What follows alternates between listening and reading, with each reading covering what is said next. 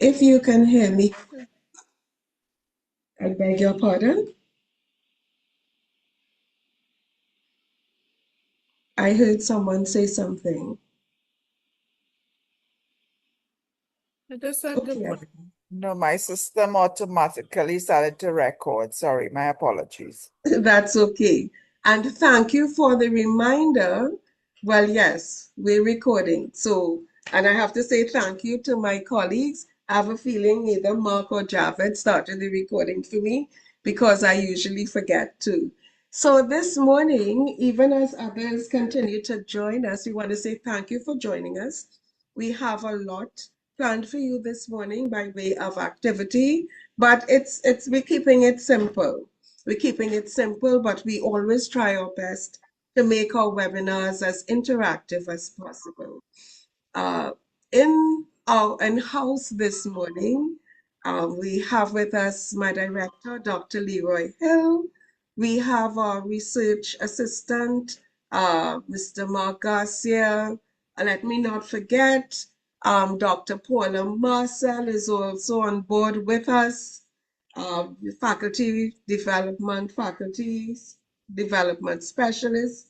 We have Mr. Javed Mohammed.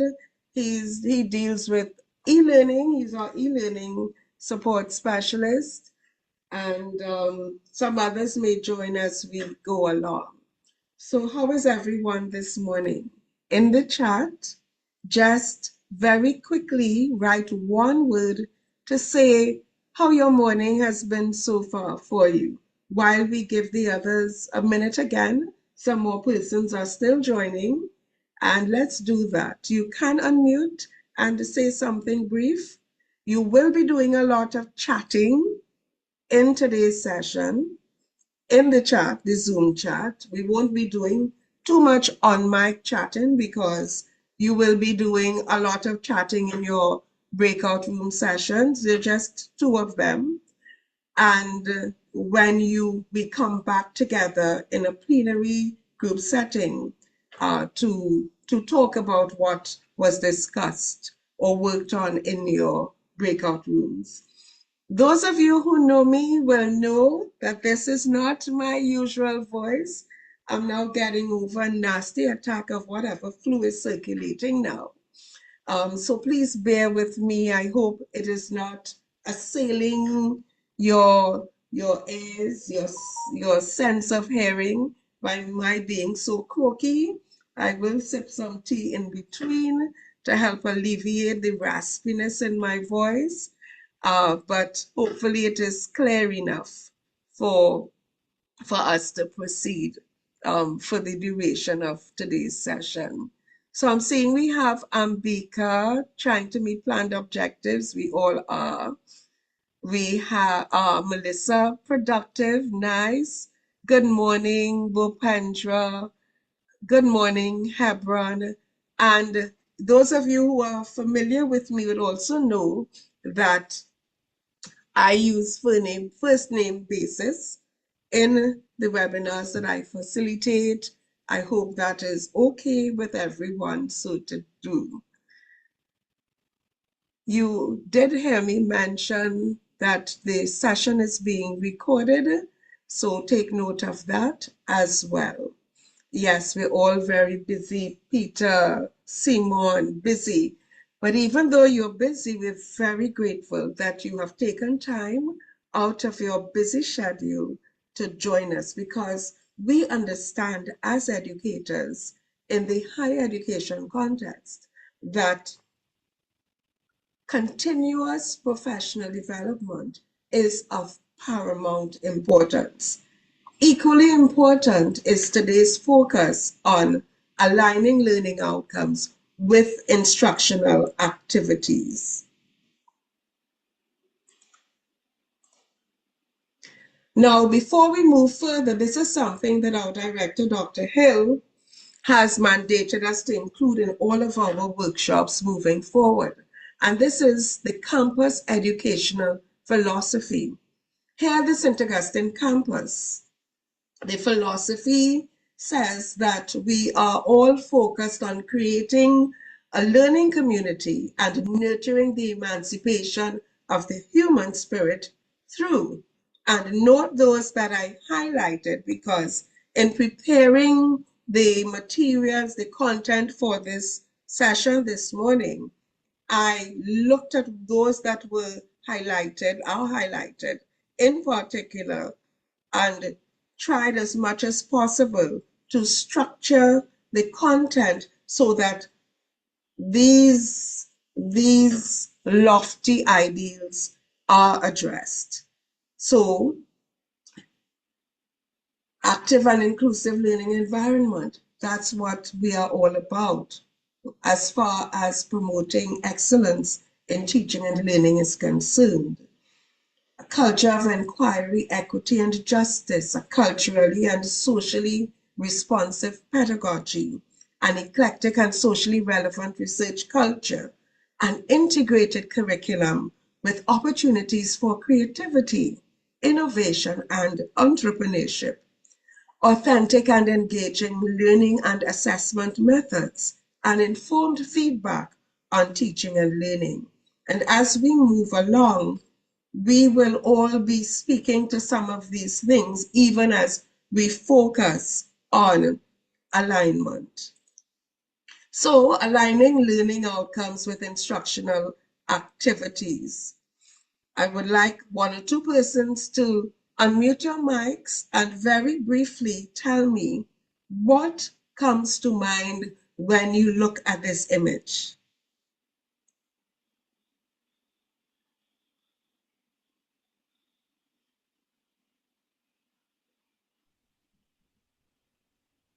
Morning.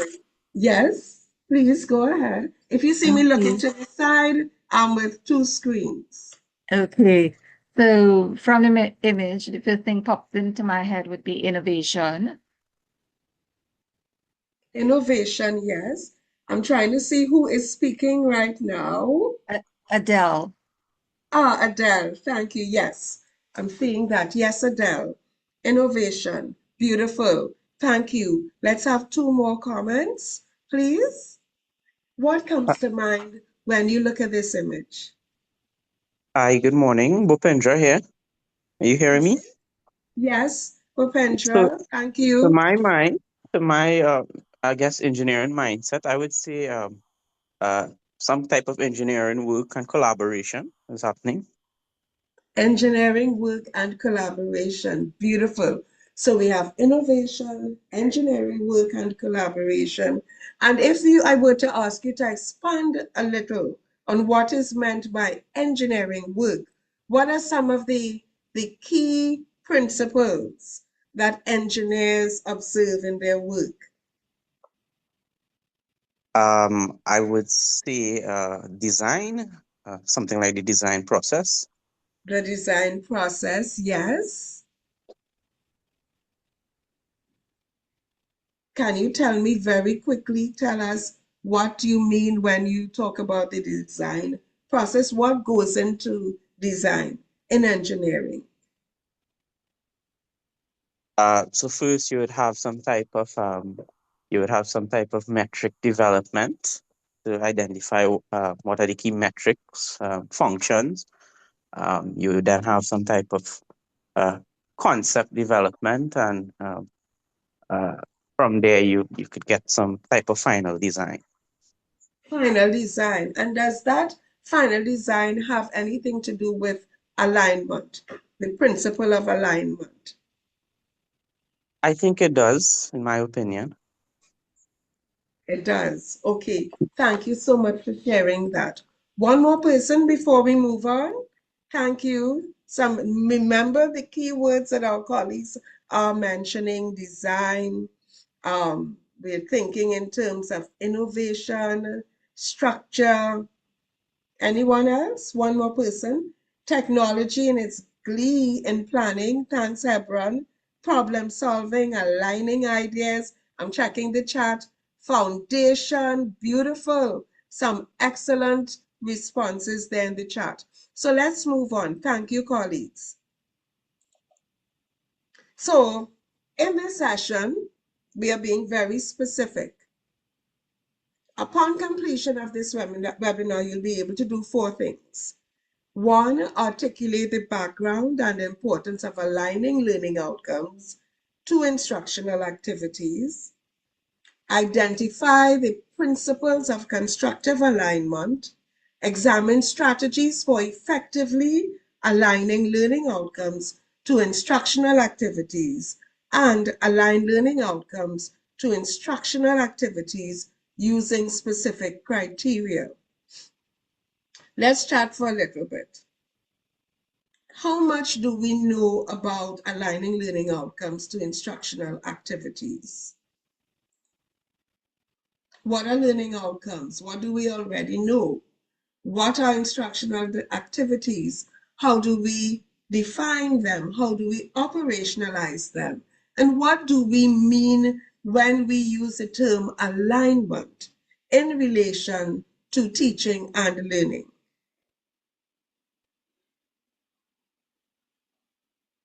Anyone wants to share with us what we already know? Or we can put it in the Zoom chat very quickly and I'll read them out. What do we already know about learning outcomes, about instructional activities, and about alignment as it relates to teaching and learning? Let me see what's in the chat.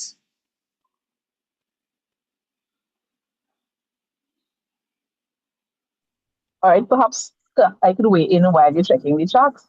Yes, that's Yeah, fine. this is Simone. Yeah. So basically, we hope that when we teach, that the material will be absorbed and then will be reproduced so that we can know that the learning would actually have taken place. So instructional activities would be, for example, just a basic stand up and give a lecture to the class, and we hope that it's absorbed. And so now I was really curious then about the alignment. Then how do we know that the way we teach is actually, the work is actually being absorbed so that when they reproduce that they actually understood? So that's why I was really curious about the alignment here today. So the Okay. alignment then now speaks to the way we teach and the assimilation of the messages so that we wouldn't be a hindrance then to the learning of the students. Yes, very well said, Simone. Thank you for that. And I'm seeing in the chat, Baker has said, there should be alignment between instructional activities to learning outcomes. Beautiful. You're bang on target. Thank you. So let's see what else. There's a video that I'm going to show you now. I hope it plays. It's very short. As you view the video, I'd like you to determine who, what, why, and how. The focus of the message. Write it in the Zoom chat after viewing. So while you're viewing the video, you're listening, you're looking, you're thinking about the who is being focused or targeted. What is the focus of the video? The why that is being shared in the video, and the how, the what is being articulated. So tell me, please, if you are, yes, then I'll have to come, if you're hearing. In the traditional model of education, students went to school, were taught material, and then were tested by demonstrating they had memorized what they had been taught. It was a very teacher-centered system designed for the industrial age. Times have changed, jobs have changed, and so have the skill sets required after graduation. It's what students can do with what they learned in school that is highly valued. Teachers don't just teach concepts. They facilitate learning experiences and co-construct learning with their learners. So what do learners think is important? Assessments. All through high school, they've been conditioned to pass the exam, and they've learned to be strategic. Most learners will do what they need to do to pass the course. And often, that's all they'll do. Period. To illustrate this, let's look at one example.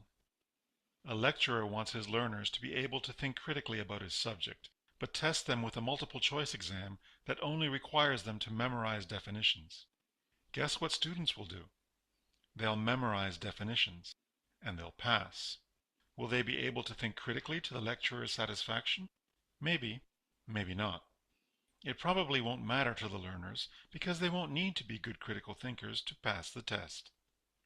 But despite the celebrations, it's a short-term victory, for they may not be acquiring the 21st century skills they need. The problem is that this lecturer's assessment task is not aligned to his desired outcomes for the students. So what do we do to get students practicing the skills we want them to have? We decide the outcomes we want, create tasks to build towards those outcomes, then test students with assessments that have been designed based on those outcomes. That's constructive alignment. It's all about outcomes, assessment tasks, and learning activities being aligned. We'll discuss this in more detail in the next section.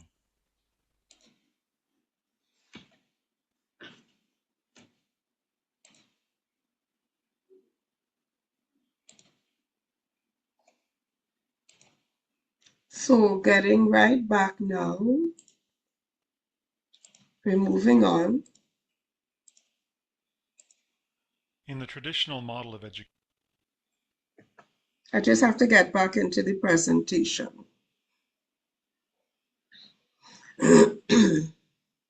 Excuse me.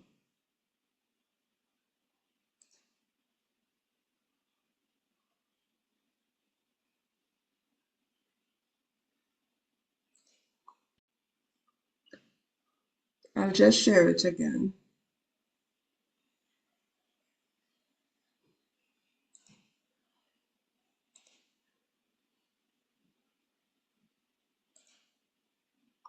Okay, so let's move on.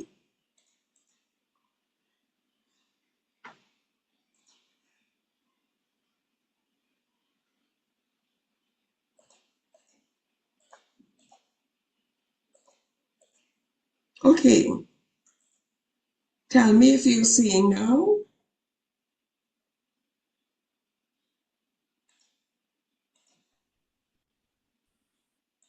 Are you seeing it now?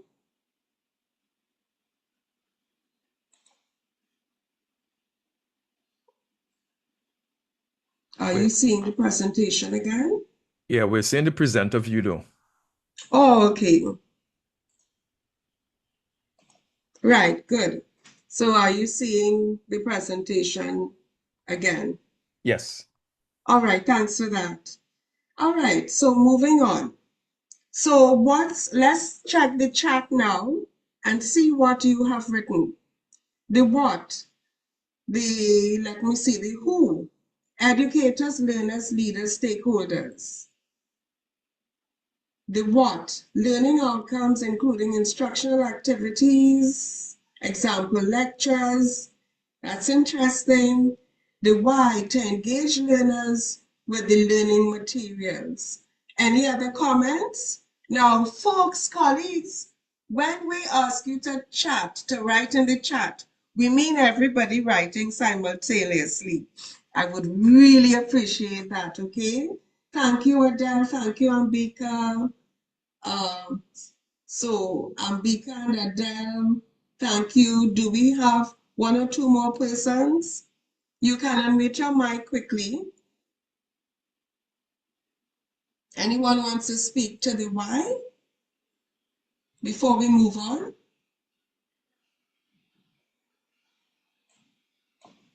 Okay, we'll move on. So what was that term with which someone just put something in the, thanks, Stacy. The why to achieve learning outcomes. Thank you so much for that. Constructive alignment. What is this thing that we call constructive alignment? Now, the title of the workshop is Aligning Learning Outcomes to Instructional Activities. Now, some persons define instructional activities as having to do with the teaching strategies that someone will use, as well as the assessment strategies, which could be formative, which could be summative. For the purposes of the focus of today's session, we are focusing on what is referred to as constructive alignment, which aligns learning outcomes to learning, teaching and learning activities and assessment strategies.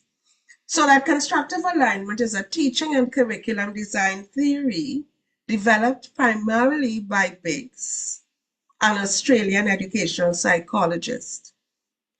This concept has become influential in higher education, particularly in outcomes-based education systems.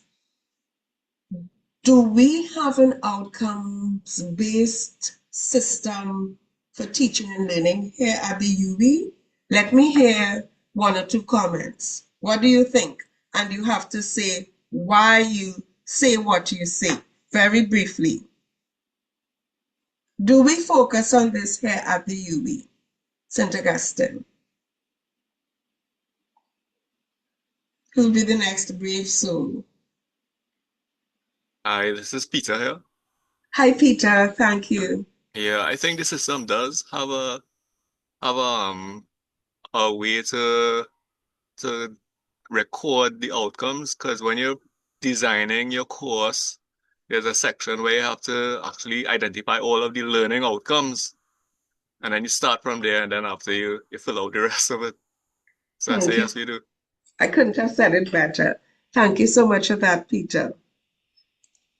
So we just talked about a trilogy, so to speak, a triad: learning outcomes, learning activities, assessment, and contextual factors affecting the whole dynamic of teaching and learning. Let's look at this graphic. So what are learning outcomes? Explicit and concise statements of what students will know and will be able to do. So it's not just the knowing, it's also the doing and the valuing at the end of an educational experience. And in constructing those learning outcomes, we have this SMART acronym that is applicable. They must be specific, they must be measurable, they must be attainable within the given time frame. Okay? So specific, measurable, attainable. What's the R for?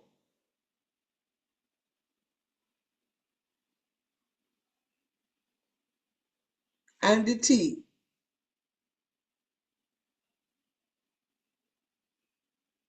So that's your homework today. We'll meet it again. All right, instructional activities. Realistic, yes. Time limited. Thanks, Sarah. You are correct. Realistic, attainable, realistic, and time limited. So if we are designing learning outcomes and designing a course, are we going to have so many learning outcomes, 12, 15 learning outcomes for one semester, or a 12-week program, or an 8-week program? Not realistic. Time bound. How much time is allocated for the achievement, the attainment of the intended learning outcomes? Has to be realistic and attainable. Instructional activities. Someone mentioned lectures. Lectures is the happy place to which most of us have been accustomed, in which most of us have been schooled, but we also have some others that we all use as educators: discussions, labs, case-based learning, role play, improvisation, group work, projects, quizzes, simulations. The list can go on and on. Also, bear in mind that this list is really expansive, especially when we are teaching in a blended or an online modality. Be mindful of the distinctions. And assessments, traditional MCQs, essays, exams, authentic forms of assessment, which we here at CETL promote quite often. Portfolios, debates, performance tasks, presentations, rubrics, and feedback. So again, we look at another graphic. Constructive alignment is what we are after as educators, as teachers. What can students achieve by the end of your lesson? What learning activities can help students achieve these outcomes? How do you know if a student has achieved these outcomes? Now, I would like to ask a very introspective kind of question. I want you to stop and reflect, pause and reflect for a moment. Have I been doing this every time that I have planned a lesson or a course? To what extent have I been doing it? If I were to, on a scale of 1 to 10, give a mark, what mark would I give myself in terms of consciously working to ensure constructive alignment in the design for learning, for instruction? I would like you to be very honest and put it in the chat. Not going to look to see your name, just put a number on a scale of 1 to 10. We're all in this together. And even as I conduct this webinar, I too continue to learn. It's about continuous professional development. It's about reflecting on our practice to help us do what we do with excellence. So, who'll be the brave, honest souls? Just put a number in the chat.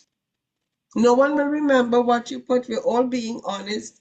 We're all colleagues here. We're all striving to be better at what we do.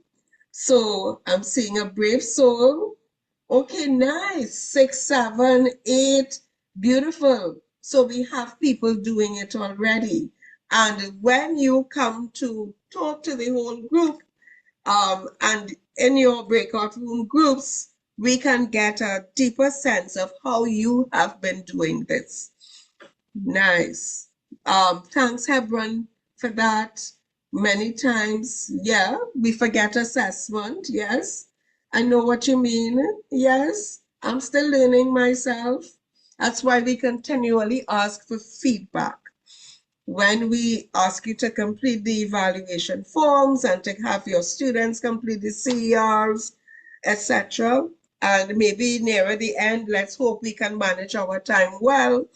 If Mark is able to speak towards the CER as well, or any of my other colleagues. And we want to leave a little room for announcements near the end of the webinar, because we do have some important upcoming sessions that you would find really interesting. So thank you, folks. Thank you for those introspections and your honest sharing. So do you want us to take a break, or can we move on and take a break a little later? Every 20 minutes, ideally, we should take a break. So I would later, okay, great, nice. But okay, we're not taking a 3-minute break, but I would like us all now to pause. We've been at this for half an hour now. And I'd like us to all look away from our screens. Find an object. Is it 20 feet away? As far away as possible. Count to 20 and then look back at the screen.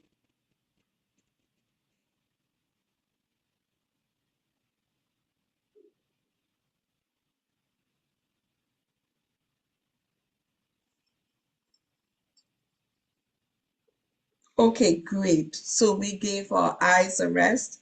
We moved our necks. I should have asked you to stretch, or we could stretch later. So we just discussed some of what we already know. We're familiar with learning outcomes. A number of us are familiar with the whole concept of aligning our learning outcomes to our instructional activities, to our assessments. I think it was Robert, I hope I'm getting the name correct, who spoke about, okay, Simon, not a problem, spoke about, if I get the wrong name, please forgive me. Someone spoke about having to do this kind of alignment when we do our course outlines, our course proposals, our program proposals, where we ensure that we are aligning everything from the overarching goals of the program to the specific learning outcomes of a particular course.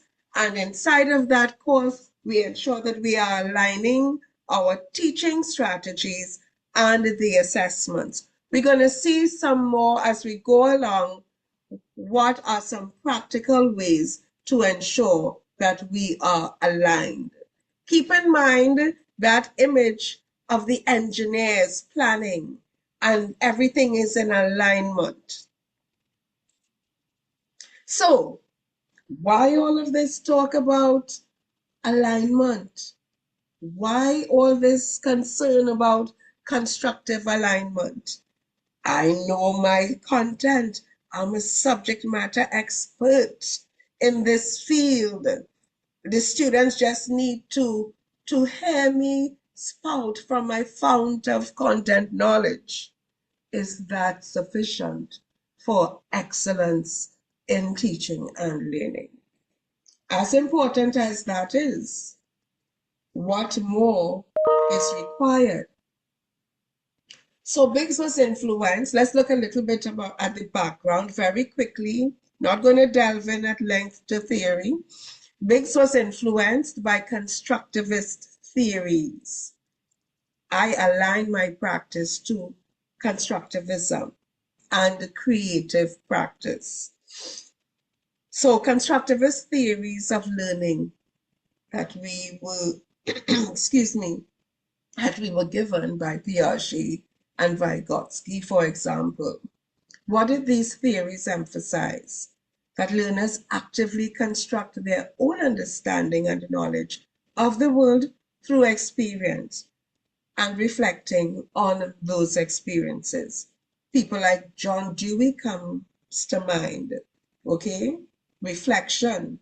Those of you who are doing Cuttle 5207 and have done it with Dr. Hill and Pryor understand, appreciate the importance of being a reflective practitioner and encouraging reflection in our learners. But this is not a workshop about reflection. It's about constructive alignment. Being important because it has become the cornerstone of outcomes-based education, as was mentioned earlier. It's used in curriculum design, course evaluation, and accreditation processes worldwide. It has promoted learner-centered and transparent educational practices. It enhances the student experience. It can be adapted to different educational contexts.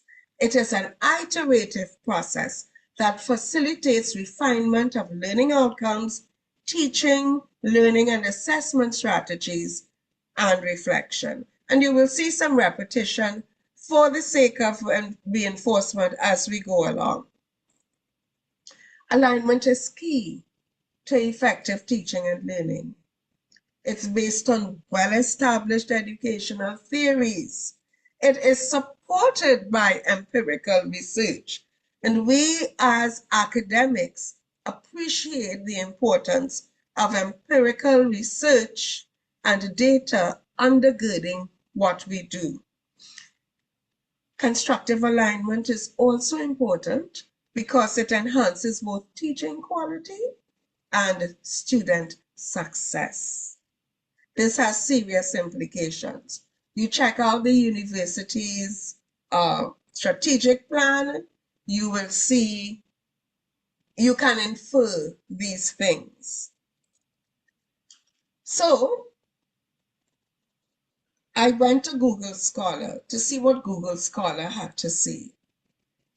and I pulled out one or two key statements by some scholars in the field of education.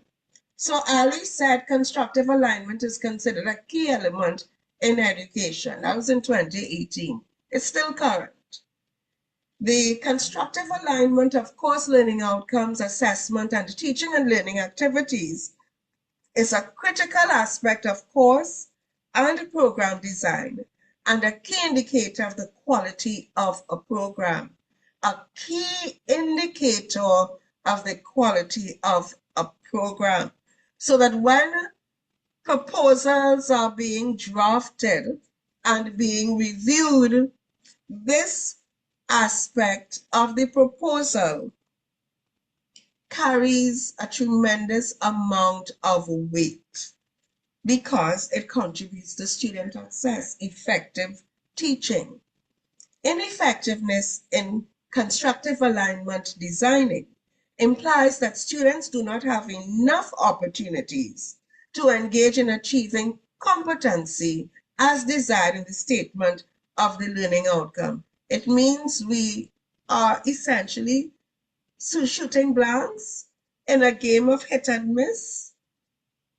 Are we achieving our learning outcomes? Zabidi is making this statement and prompting us to ask this question of ourselves, of our colleagues. Here's what, I can't pronounce this name. Is that Janil et al. Had to say? Oral evaluation, this is concerning research that they conducted in 2021. Oral evaluations confirmed students' satisfaction with teaching. Oh, nice. However,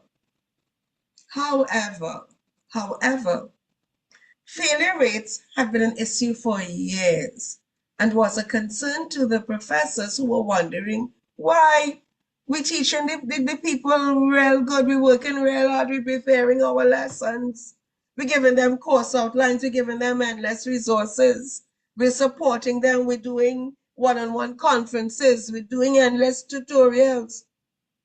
What is happening with the failure rate? The study that Janelle et al. Set out to explore was set out to do was to explore courses of poor academic achievement in order to launch targeted interventions. What they found was that there was a major issue with students' limited capabilities in dealing with conceptual and theoretical problems. Now, this is their context, their research focus. This was partially explained by a what? By a mismatch between types of problems in the exercises compared with those at the final exam. Term validity comes to mind. Hailey et al. In 2022 had this to say. Teaching that requires active engagement from students is likely to increase quality learning. Thus, the principle of constructive alignment has long been promoted as a powerful way to enhance the quality of teaching and learning. So it's not Juliet saying this, not Juliet alone. It's not CTL alone saying this. It's our colleagues in academia, those engaged in the scholarship of teaching and learning. The basic premise of constructive alignment is a student-centered approach to teaching, in which the emphasis is on what the student does. It's not just what the student knows, it's what the student does. And sometimes the knowing is just for a short period of time after they have crammed like I don't know what and passed the exam with flying colors and then forget what they learned or crammed a month or 3 months down the road. And that's scary for people in the field of medicine and so on in particular. And the ways to improve students' active engagement and deep approach to learning. So you have Biggs and Tang and Prosser and Trigwell You can check out the literature. One more. The ultimate aim of constructive aligned teaching is to design teaching so that it does what? Promotes students' deep approach to learning. Okay? So let's look at a few principles quickly before we dive into some activity. What are some of the principles? Pretty straightforward. Create clear learning outcomes. Remember that SMART acronym? Specific, measurable, attainable, realistic, and time-bound. Alignment of teaching activities to the learning outcomes, the clear learning outcomes. Alignment of assessment tasks to the teaching activities, to the learning outcomes. Promotion of active and deep learning. Focus on student-centered learning. Regular review and adjustment. That's why we as teachers keep notes all the time. You do a class and you realize certain things while you're reflecting in the teaching moment. You're observing students and you're making notes, and then you go back so that 5 years down the road, you're not teaching a course exactly the same way as you taught it at the start. We keep tweaking, we keep refining, we keep ourselves on the edge, so to speak, on the cutting edge of what we do. What is the student learning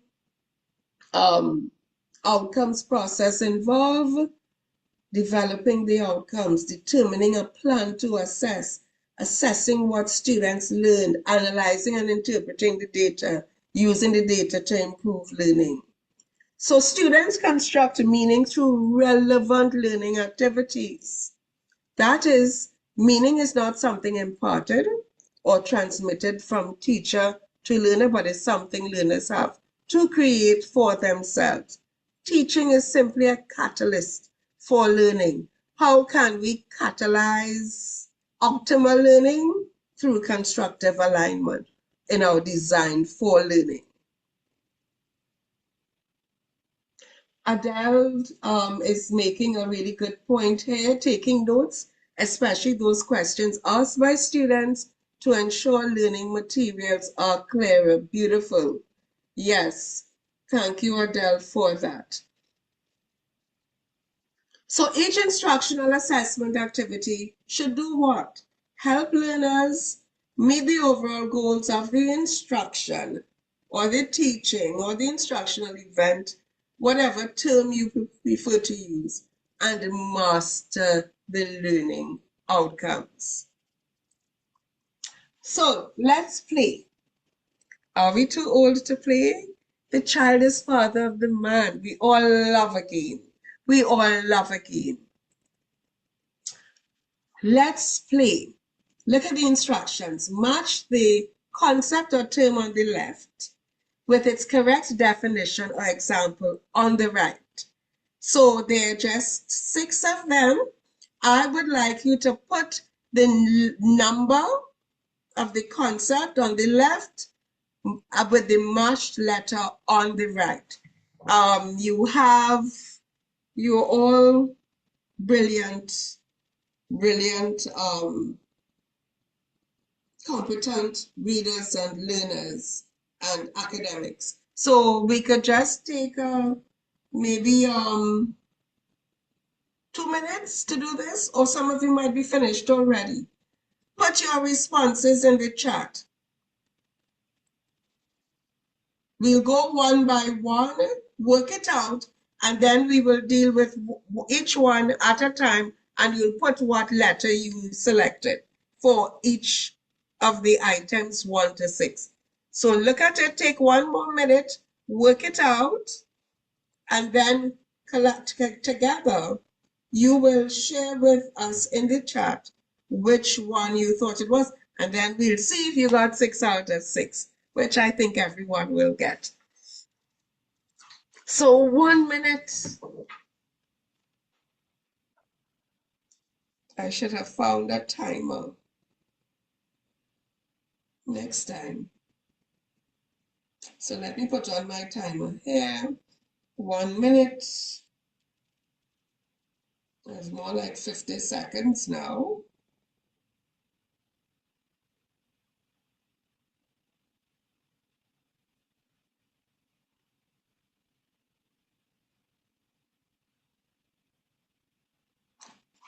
Right.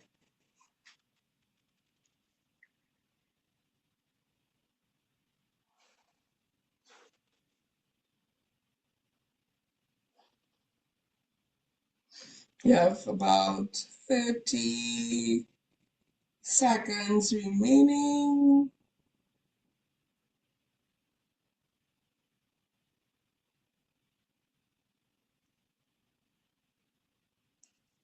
Twenty seconds remaining.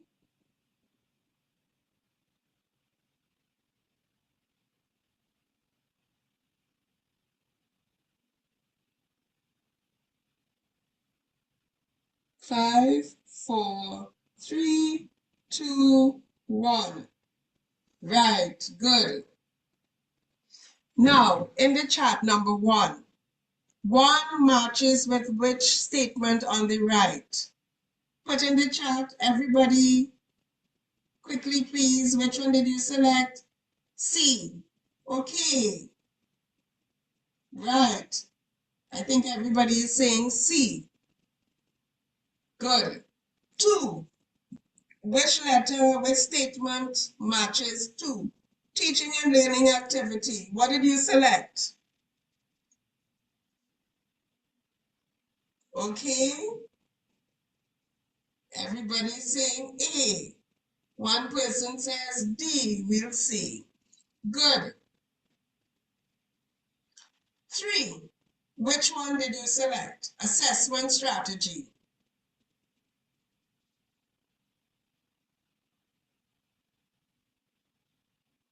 Some say D, some say A. Interesting. Some say A, some say D. Four, constructive alignment. Someone said F. So four, constructive alignment matches with what? Some say E. A lot of people are saying E, constructive element.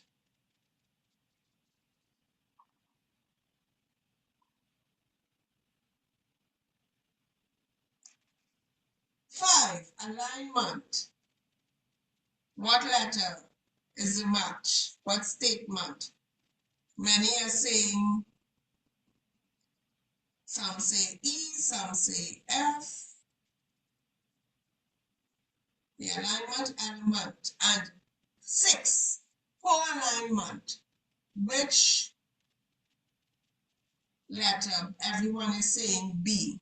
All right, let's move on. So, one, how many of you had C? Intended learning outcome. And this is by the end of the module, students will be able to. What's the explanation? The intended learning outcome is the goal. It must start with an active verb. Okay, so we'll be able to design a bridge and one active verb, not two, not three, not four, in one learning outcome, one active verb. How many of you got that right? Let me see a thumbs up or hands, hand up. Raise your hand if you got number one correct. Click on those emoticons. Seeing three thumbs up. Nice. We had more than three people getting number one. Right. Okay, good. Beautiful. Two, the answer is A. Student teaching and learning activity. An example is students practice. Keyword, practice. That's what learning activities help the students to do. Practice, practice, practice a skill. So students practice a mock trial to prepare for a law exam. The teaching and learning activity is the doing part. If the goal is to argue a case, The activity should be a mock trial, not just a lecture. I'll repeat that. The teaching and learning activity is the doing part. If the goal is to argue a case, the activity should be a mock trial, not just a lecture. So 3, assessment strategy. Did everyone get D? The specific task used to verify if the student met the intended learning outcome, the goal. The assessment is the proof. It provides the evidence that the intended learning outcome was achieved. Constructive alignment now, E. The idea that learners create meaning through relevant activity. Based on constructivism, this emphasizes that the student does the work of learning. The teacher simply sets the stage. And alignment element number 5, F. Ensuring the teaching and learning activity and assessment directly support the intended learning outcome. Alignment is the what? What will the engineers tell us? The structural integrity of the course, the logic that connects the goal to the test. And poor alignment, B. Everyone got that. A mismatch where a student is asked to analyze but is only taught to memorize. This is the most common pitfall. If you teach facts but test for critical thinking, your alignment is broken. Your assessment lacks validity and integrity. I should say I have to check for these things all the time too. So we're moving on. Let's move on. You all are doing really well.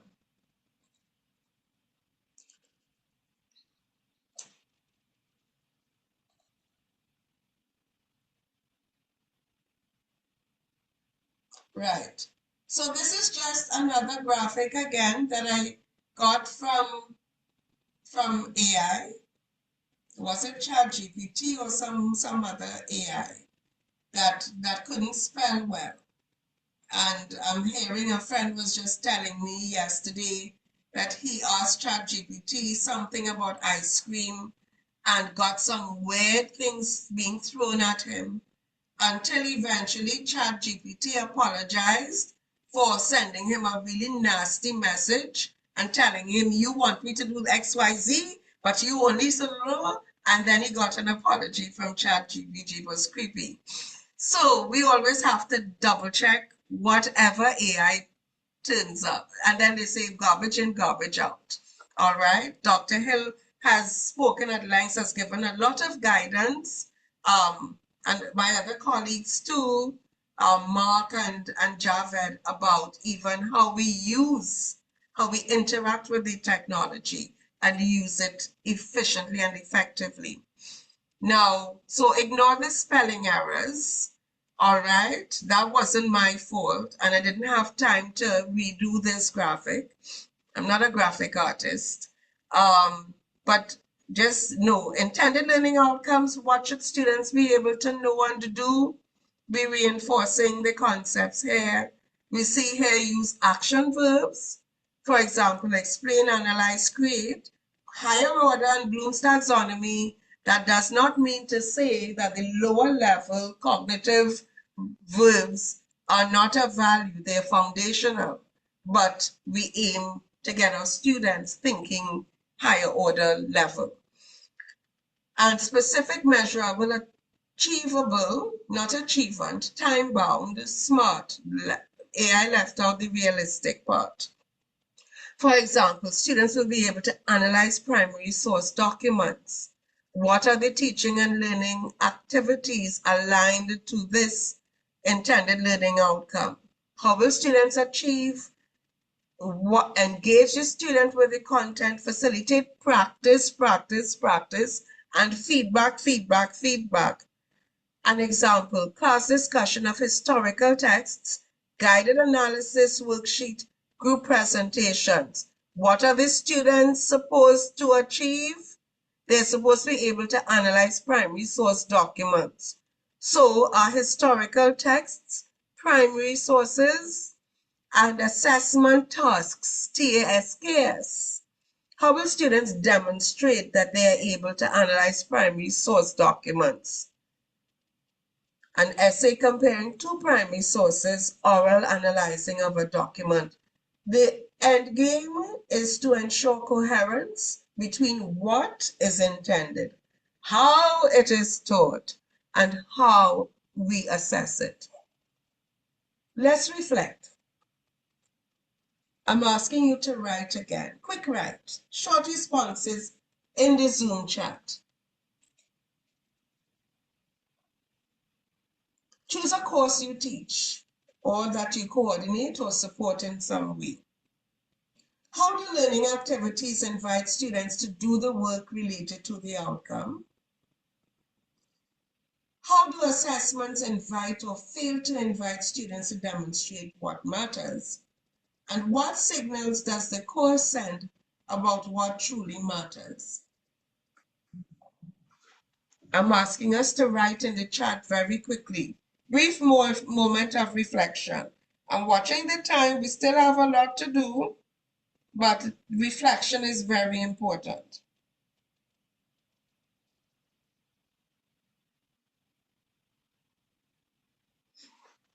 So can we take 2 minutes to do this?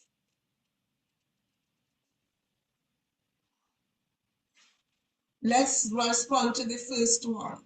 How do learning activities invite students to do the work related to the learning outcome in a course that you identify? 2 minutes.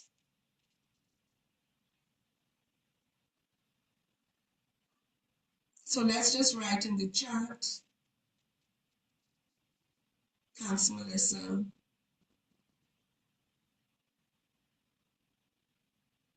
How do learning activities invite students to do the work related to the outcome? You could also respond to the second reflective prompt. How do assessments invite or fail to invite students to demonstrate what matters? We're looking hard at what we do. We're reflecting. Or you could choose to respond to the third prompt. What signals does the course send about what truly matters?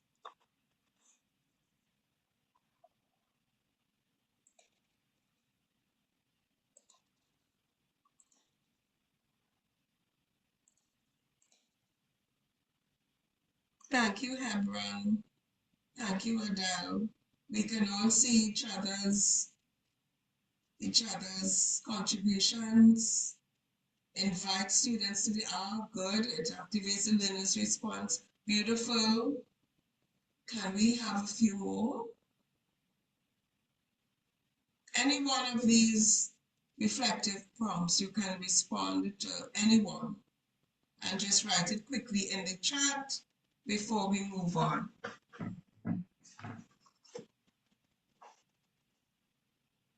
The information should be related to the student's professional needs, skill. Thank you, Peter. Thank you for these amazing responses. Adele says signals. The proposal developed would include education and training relevant to the course. Beautiful. I didn't think of that. That's really important as well. Thank you. Thank you, colleagues. So let's move on. Oh, Hebron says assessment is counting the fish caught in the net. Interesting. I would love to hear more about that, but we don't have time. Maybe nearer the end or in your breakout room. Learning outcomes suggest the required skills needed by the student. Yes. And you know what comes to mind when I read this, Melissa and colleagues? Doing a needs analysis. Knowing what content is relevant to the skills needed. What do the students need to be able to do to function, to function efficiently and effectively in the broader context of work of society in the international sphere in the 21st century. And Bopendra says that he finds that assessments are memorization heavy. So that's a cause for concern. Memorization has its value, yes.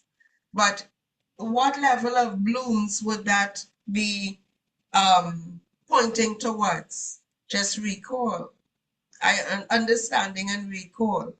And are those skills sufficient for equipping 21st century learners? All right, so thank you, colleagues. Those are all very important comments. Okay, so each instructional assessment activity should help learners meet the overall goals of the instruction, master the learning outcome. And because as assessment should be practical, should be and not memory based, should be practice based or practical based and not memory based. I agree with you. Memory is important, but we must be able to apply what is learned. Okay, so unmute your mics very quickly, 1 or 2 persons. What's happening here? What's happening here? Can't see one. I'm seeing the comments. What's happening here? Talk fast, people. Time is going. Please. Building is under construction. A building is under construction. Beautiful. The foundation of the building is flawed. The foundation of the building is flawed. And what makes you think that? Right, because it's going all the way up to the sky. They're very high. But when we look down at the base now, we're seeing the cracks beginning to appear. Right. And when that happens, okay. That's when we say, oh la la, caramba, oi, God help us.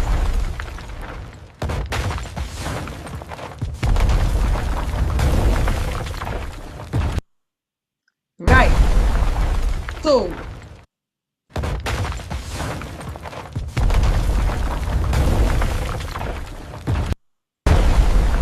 I need to stop it and move on.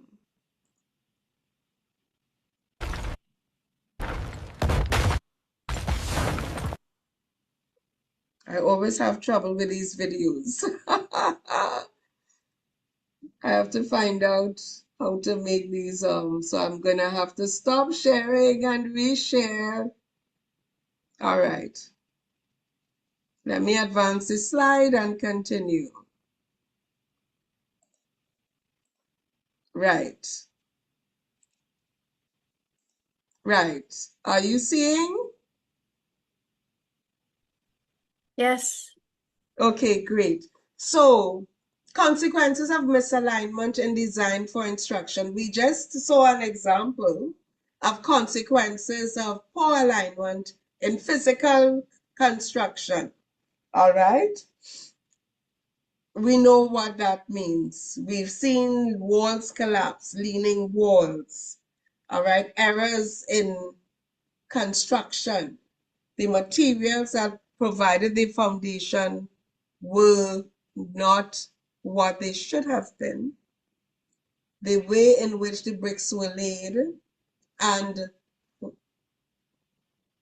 laid out was not what would have supported the entire structure. So we had collapse.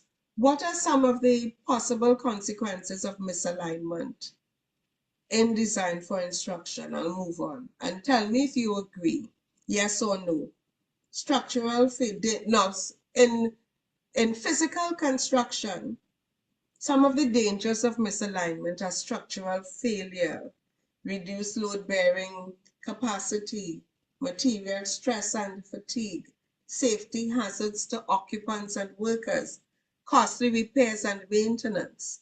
Might there be parallels in teaching and learning? Might there be parallels when we come to, oh gosh, not again. All right. All right. I just have to Juliet, move. at the bottom left corner, there's an arrow going to the left and to the right. I think that will advance your slide. It's not working. No. Oh, damn. It's not working. Sorry. Okay. All right. Good. So we're moving on. I will just all right. So let's go back. Thanks. I think I need a new laptop as well. The buttons are sticking on me. So let's look at this. Thank you for that. What if the components of a course are misaligned? If assessments are misaligned with learning objectives or instructional strategies, it can undermine both student motivation and learning. Undermining of both student motivation and learning. Consider these two scenarios. I want to ask someone to help me read, please. I'm going to ask my colleague, Dr. Marcel, you're there still? To help me read this, please. Okay, no problem. Thank you. Specifically, the scenarios. Yes, So if please. your objective is for students to learn to apply analytic skills, but your assessment measures only factual recall. Consequently, students hone their analytic skills and are frustrated that the exam does not measure what they learn. Fair. Thank The other you. one. Okay, good. Yes, please. And if your assessment measures students' ability to compare and critique the arguments of different authors, but your instructional strategies focus entirely on summarizing the arguments of different authors, consequently, students do not learn to practice the skills of comparison and evaluation that will be assessed. Thank you very much, Dr. Marcel. That was expert reading. Beautiful. And yours is the mellifluous version, the mellifluous voice in today's session. I'm sounding really awful. But I'm hoping that it's not so bad that you're terribly distracted by it. As I was when I was informed too by a teacher who spoke with a very nasal drone, and I learned nothing for a whole year because I kept saying to myself, just Greek to me, just Greek to me, just Greek to me. Okay, let's break out into role play. I am going to come to your breakout rooms and we're going to spend some time speaking a bit about consequences of misalignment in design for instruction. I am going to create 4 breakout rooms.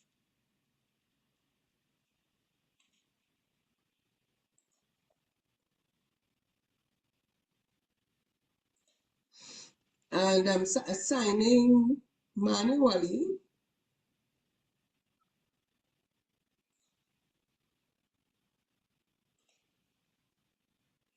So I want you to go quickly into your breakout rooms and you are going to, and I'm going to come to you. Okay? Um,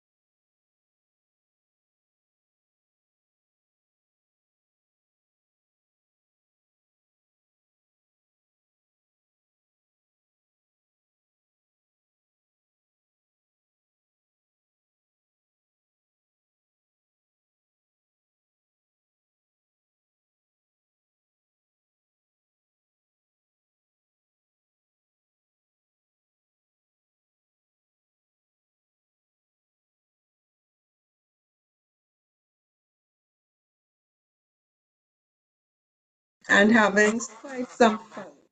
Oh, thank you for resuming the recording. Thanks, Mark or Javed or Dr. Hill. I think Dr. Hill had to step away. He's very busy. All right. So let's get quickly into it. We are going to go in numerical order. So those of you who were in breakout room 1 are group 1, group 2, breakout room 2, group 3. Excuse me, I'm sorry. Breakout room 3, group 4, breakout room 4. And we're going in numerical sequence. So let's hand it over to group 1. Let's see what you came up with. You have 3 minutes. Let me see. 4 threes are 12. And that should take us, yes, down to 11:25 thereabouts. And then we move on towards the end. We still have more to do in breakout room activity. So we have to get cracking quickly. So let's keep it to 2 to 3 minutes. A lot can be done in that time. As advertisers know, 30 seconds is the usual time frame of an ad, and they tend to be powerful. So we hand over now to group 1. If you need to share your screen, you can do so. I enabled it. Okay, so we are group 1. Can you hear me? Our group comprised of myself, Michelle, and Peter. So our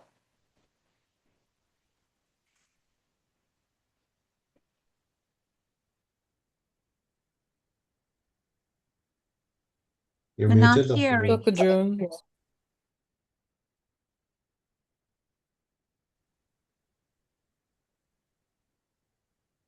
hello, I think you're muted. We didn't hear. I'm sorry, I said you are free to enable your cameras. If you're able to, we'd be grateful. Thanks. Oh, I have no cameras on my system. Okay. Right, so our characters were Professor Martinez, the Dean of the Faculty, and the student rep.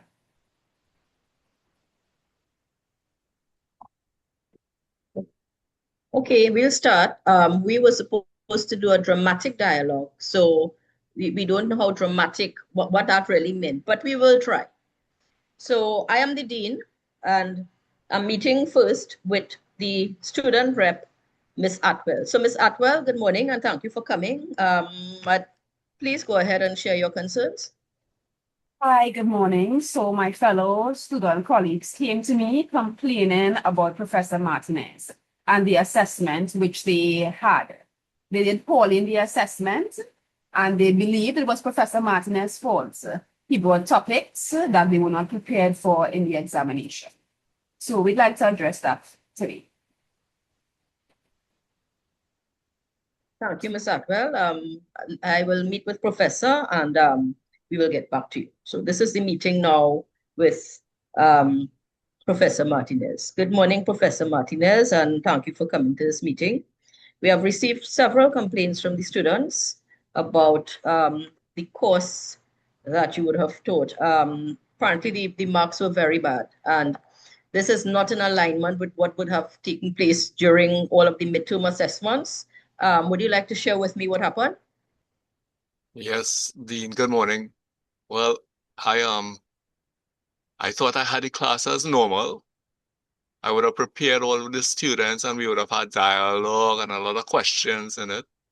And for somehow, I really don't know how the students performed so badly.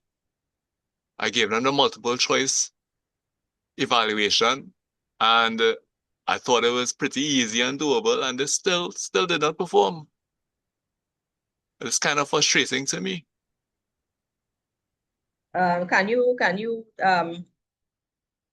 let me know if there was a matrix? Did the students know that they were getting a multiple choice? No, I thought I could test them anyhow, any way they want. So I didn't think I had to explain to them that they were going to get a multiple choice. They have to continue studying. Once they learn their work, then we'll be good, and they should do well. Okay, well, you will need to submit your documents, your course outline, any sort of assessment schedule. I'd also like to see the marks. And I think that this would be raised at a different level in the university. So I would really like to have all of that information so that when the investigation comes, that we will be prepared. Okay, thank you. Okay.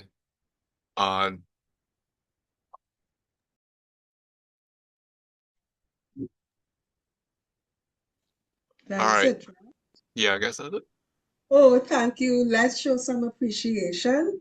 Let's use your emojis to give Group 1 a round of applause for that really well done dialogue and role play. All right, let's hear what Group 2 has for us by way of room. Are you hearing me? We're hearing you loud and clear. Okay. My name is Hebron Douglas. I am a part of Group 2 where I work alongside Adele and Simone. And we are doing a classroom setting where the teacher introduces the students to at the beginning of the term, and then they go to the exam, and then they come back to the class, just a little feedback for after the exam, or they met the teacher on the way after the exam. Right? Okay, go ahead. Simone, Adele, are you around? Yes, yeah, I'm here. Oh, okay. Good day, class. Right, I am Mr. Sarah. I am here to teach you food preparation and to carry it to a different level of food preparation, and where we are creating dishes for the hotel industry, right? This will bring you into a more creative and more creative aspect of your cooking. So we'll be doing loaded scrambled eggs, brunch recipes. I am here to stretch your creativity to ensure that you get the full experience of what the hotel life is about. You understand? Yes, Miss. Yes, I am excited about this class because my parents own a restaurant and I have been accustomed to helping them. So I'm looking forward to applying all the creativity to these recipes. The loaded scrambled eggs does sound very fascinating. So I'm looking forward. I'm going to Massey this afternoon and start gathering my eggs so that I'll be prepared for class and when we have the final exam. So yes, Miss, I'm very excited. All right. At this time, we kind of break off and then we go to the exam room. Hold on, just on. Yeah. So tomorrow, you all have your exams. You all did very well, very well. However, Chantel, she didn't do so well, but I know that the exam is a very simple exam. So you go on and do your best, okay? Yes, Miss. All right.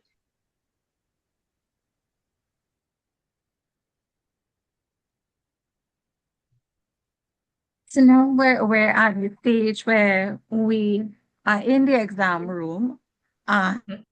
Instead of the practical component that we had in the session to prepare towards exams, we are faced now with a written exam, which entails actual definitions and explanations. We are asked to define roasting, define baking, explain what whisking is and simmering is. So we move on. Simone? Yes. Could you respond now to that? Oh, yes. Okay, so Adele, what do you think about that exam? I was prepared with all of my fancy creations. I didn't know all these definitions. I know, but they told us that we were getting a practical. So I'm not sure where all this definition come into play. And the thing about it is that I didn't even read anywhere about specific term whisking. Yeah, how long you exactly. would whisk. So Right? And the we can temperature, we didn't do that. We created these recipes in class. We practiced them, Miss graded them, and she found that they found that they tasted well. Right? Even my family found it tasted well. So I didn't read anything like that. What was the textbook for this class? So, you know what? We need to complain. We need to find out what went wrong. This is not going to work because I don't think I passed it. Okay, so that Yes, takes us exactly. I into the know I next did not step. pass it. I didn't pass it. So, are we going to go to Miss Sarah? Yes, yes. Let's go now and see what happened there. Okay. So, knock, knock, Miss Sarah. Yes, yes, yes, yes, I'm here. Miss Sarah, but we don't understand what happened with that exam. Exactly. We We prepared didn't all the know that. Simple creative exam. recipes. It was just a simple exam. You all could have answered the questions. Yeah, but you had us preparing it in kitchen practice in the kitchen. Exactly. And the questions were hard. Look, And Chantal then got the Chantal as highest. well. Where Chantal came from? How did Chantal pass? Well, at the end of the day, she got the highest and she'll get the class valedictorian. Okay? Yeah, but how come Chantal could pass and we didn't know about any prize giving or anything like that? I mean, She wasn't Well, even in this all the classes that we were in. well, this is a university and that is how we operate. Okay? So see you all next time. That's it. Thank you very much. I think 2 minutes, yeah, miss? Yes, thank you very much for that. What an interesting way to end. And let me not laugh too hard. I might go into a coughing fit, still battling the flu. Thank you for those thumbs up, those emojis showing appreciation for our colleagues' presentation. Let's go quickly to groups 3 and 4. Groups 3. Hi, good day. Well, I'm a typical student here. I've gotten instructions. There were 2 scenarios, and we read the scenarios. It shows issues, it shows cause, and it shows effect. At the end of the day, we did not know what to do because there was no question that was being asked. There was a scenario, there was a situation, and there was an analysis. So we were sitting in a class and we did not have clear instructions, so we could not have responded.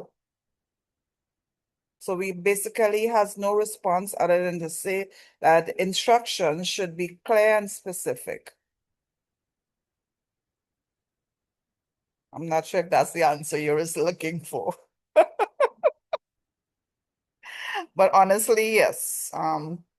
There was 2 scenarios, and those scenarios did show cause and effect. And we weren't sure exactly what we were supposed to do with those scenarios. Well, okay, we had shared the instructions at the top, but I like what you said, what you explained, because it is instructive. It is instructive. So yes, comment a little more on the scenarios for us, please. Well, Making a very good point. these scenarios basically talks about when instructions are not clear and the consequences that happened in terms of erosion of trust by the users and basically students not really learning or anything like that because there are not clear guidance or clear instructions. And what I'm in a meeting.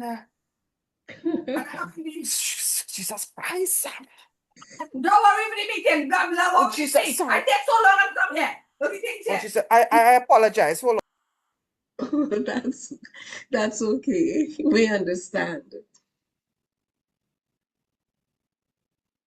So Ambika is sharing with us what her group discussed about some issues where students did not receive a clear idea of what the learning outcomes for the course were, and it caused some confusion. That was the key takeaway, I think, from their scenario. Yes, Yes. Ambika? Yes, it was. Yes. Yes, thank you. Does anyone else in your group want to mention anything? It was Stacy and myself. Stacy do have some challenge with regards to her vocal. Oh, okay. All right. Thank you. Let's give group 3 lusty round of applause. Thank you, group 3, for Thanks. highlighting those issues relative to unclear learning outcomes and the confusion that it caused the students. Okay, so we're on the topic of misalignment and what it can do to teaching and learning. And group 4 is there to bring the curtain down. Thank you for those expressions of appreciation. Group 4, it's over to you. Hi, good morning, everybody. So it's myself, Bhupendra, and Lisa. And so we are looking to make sure our activities align. So Bhupendra and Lisa have decided to eat Chinese food. It's raining very heavily outside and the food is taking a while. And they decide to review whether their activities do in fact align. So they pull out some notes from an excellent workshop and they look at the formative feedback loop and they discuss.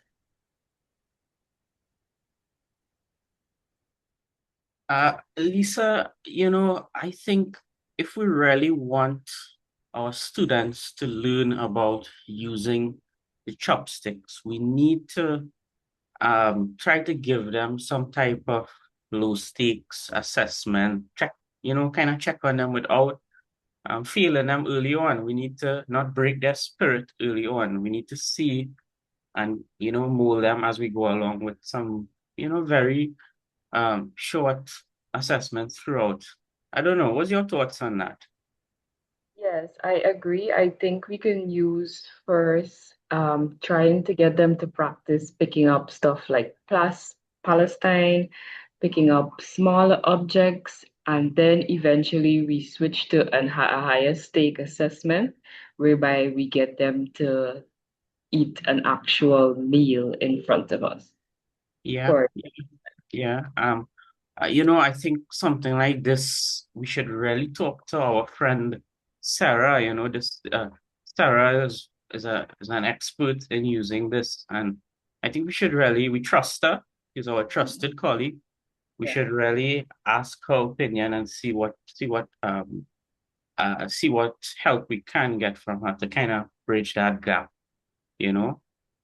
Yes, because having someone come in that can be able to, our students can learn from and better able to get a better demonstration of how to use the chopsticks. I feel like that would be a good idea. Yeah, and she would also guide us to, what would be that final course for our students to actually do. And then, just going back a little more though, we kind of need to think about this a little bit holistically because we need to kind of ensure that the way that we test our students in using the chopstick, it really it attacks, so it targets the learning outcome, and and the different cognitive levels there. Yeah, because our goal at the end of the day is to ensure that these students are able to carry out the measure that we have set up in our learning outcomes. Ensure that it's not only done in the classroom, but it is something that they're able to practice throughout their life, that it sticks with them. Yes. So in conclusion, I think we have three main strategies to the backward design that we will look at in terms of looking at how we do our assessment with the learning outcome. We would kind of have our colleague come in to assist us in terms of aligning the activities that we do with that final hard exam that they might have to do. And then, thirdly, to have that, to look at that formative feedback loop that we talk about with using low stakes assessment. Right. So thank you, everyone.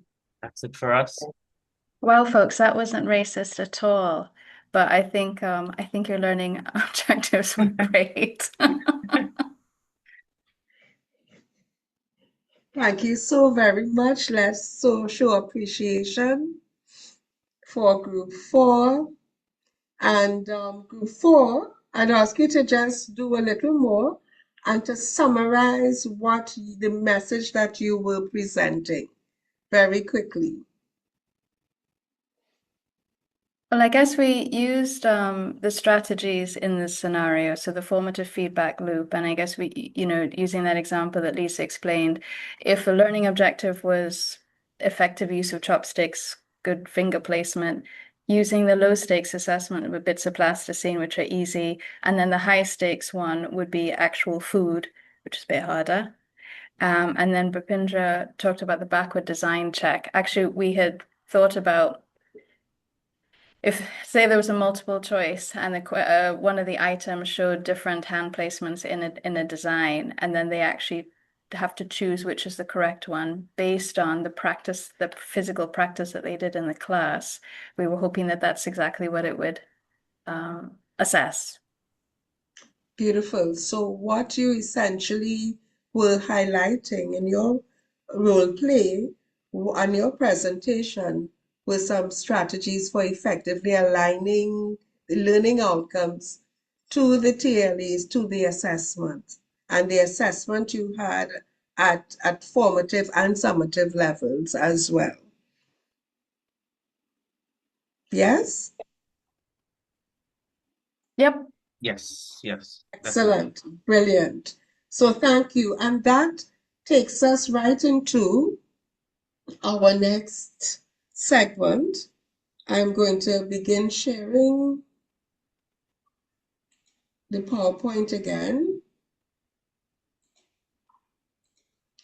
Tell me, please, if you are seeing it. Are you seeing it? Yes, it's true. Okay, great. Thank you. So let's move on.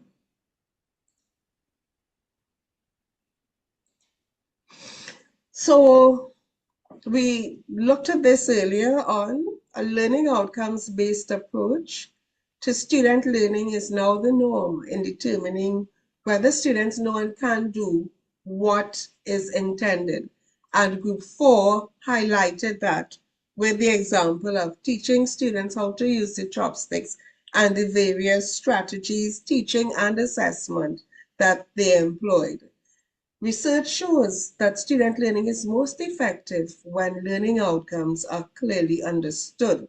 And we see this graphic again, that connection, that constructive alignment between the learning outcomes, learning activities, and assessments. So to ensure that these three components are aligned, here are some useful questions that we can ask ourselves. What do I want students to know how to do when they leave this course? To learn how to use chopsticks effectively. What kind of tasks will reveal whether students have achieved the learning objectives I have identified? So they got to practice with, what did Group 4 say? They got to practice with, was it clay, Play-Doh? Plasticine things. Plasticine, and then they moved on to be assessed with real food. Instructional strategies, what kind of activities in and out of class will reinforce my learning objectives and prepare students? Okay, so we're dealing with the how. Group 4 took us into the how, past the scenarios that groups 1 to 3 highlighted, where there was misalignment between learning outcomes, teaching and learning activities, and assessments. So describe the learning outcome, create a learning environment that's appropriate, that's relevant, using teaching and learning strategies that require students to engage each of the verbs stated in the learning outcome, and use assessment tasks that also contain that verb. So you see alignment. So the tables in the slides following present examples, some examples. It's not exhaustive. You can come up with more. Some examples of the kinds of activities that can be used for instruction and for assessing different types of learning outcomes. And these learning outcomes are adapted from the revised Bloom's taxonomy. And we know that's our go-to resource when we are crafting learning outcomes. Bloom's taxonomy, the revised Bloom's taxonomy. I'm trying to remember who revised it. Was it Anderson? I don't recall now. But the important thing is to see how instructional activities can be aligned to the different levels in Bloom's taxonomy. So remember, we can use flashcards and quizzes, understand, we can ask students to summarize readings. These are all instructional activities that could be used. Apply, we can have them solve problems, engage in simulations, analyze, we can have case study discussions, evaluate on Bloom's level, peer review, debates, and create. We can ask our students to design a project or make a presentation. What are some examples of appropriate assessments? Who will volunteer to help me read, please? Give my voice a rest and I can get another sip of tea.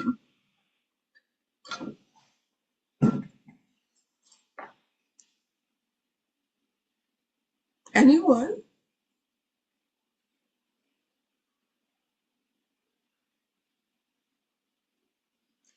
Thanks, Lisa. Go ahead. Recall, recognize, identify. Objective test items such as fill in the blank, matching, labeling, or multiple choice questions that require students to recall or recognize terms, facts, and concepts. Thank you. You can continue. Interpret, exemplify, classify, summarize, infer, compare, explain. Activities such as papers, exam, problem sets, class discussions, or concept maps that require students to summarize readings, films, or speeches, compare and contrast two or more theories, events, or processes, classify or categorize cases, elements, or evidence using established criteria, paraphrase documents or speeches, and find or identify examples or illustrations of a concept or principle. Thank you. Are we seeing alignment there? Is it making sense?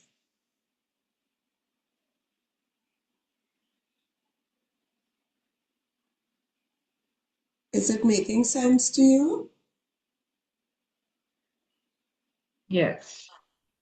Okay, thank you. I see people are responding in the chat as well. Continue, please, Lisa. You're doing very well. Apply, execute, implement. Activities such as problem set, performances, labs, prototyping, or simulations that require students to use procedures to solve or complete familiar or unfamiliar tasks, determine which procedure or procedures are most appropriate for a given task. Yes, you can continue. Analyze, differentiate, organize, attribute. Activities such as case studies, critiques, labs, papers, projects, debates, or concept maps that require students to discriminate or select relevant and irrelevant parts, determine how elements functions together, determine biases, values, or underlying intent in presental material. I think we have just two more. Thank you, Lisa. You can continue. Evaluate, check, critique, access. Activities such as journals, diaries, critiques, problem set, product reviews, or student studies that require students to test, monitor, judge, or critique readings, performances, or product against established criteria or standards. Thank you. And finally, create, generate, plan, produce, design. Activities such as research projects, musical compositions, performances, essays, business plans, website designs, or set designs that require students to make, build, design, or generate something new.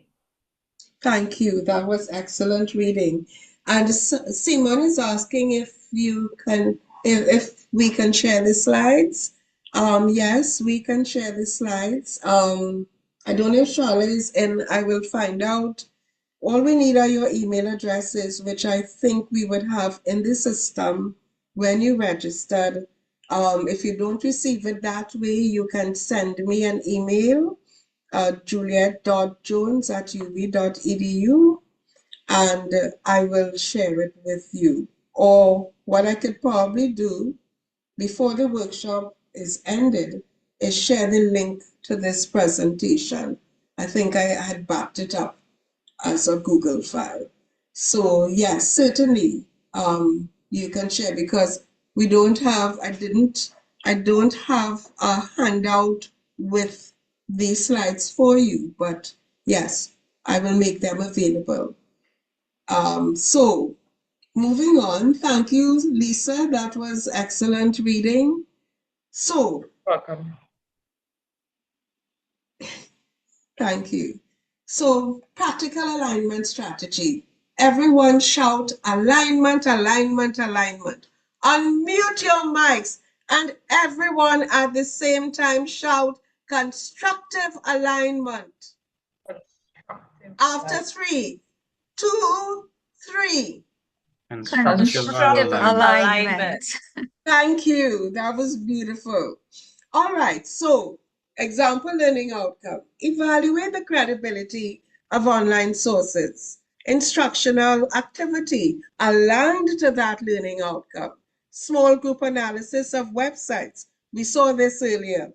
Traditional assessment. Short answer quiz on source credibility criteria. Authentic assessment. Student present findings from a media evaluation. And the rubric element, criteria for credibility, currency, authorship, bias, etc. Are you seeing the practical alignment strategy here? It's crystal clear. So we have a short quiz. I hope this link works.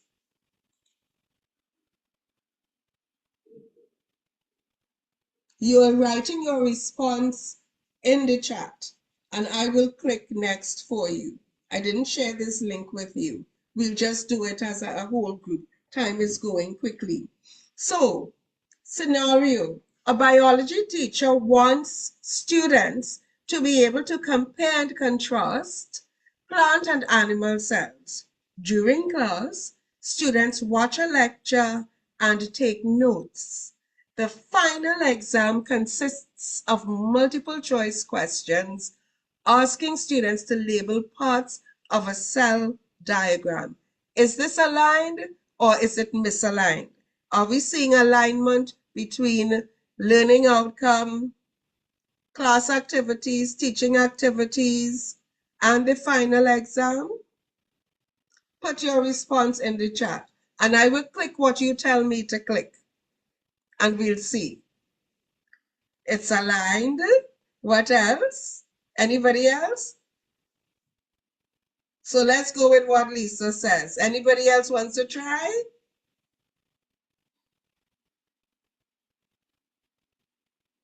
Aligned. Well, let's click and see. Not quite. While all elements are about cells, the cognitive level of comparing is much higher than the identifying required by the exam. Are you seeing that now? Hebron, you're not seeing what I'm doing? No, we're not seeing your screen, Juliet. Oh, okay. Let me check and see what's going on. All right, let me start sharing again.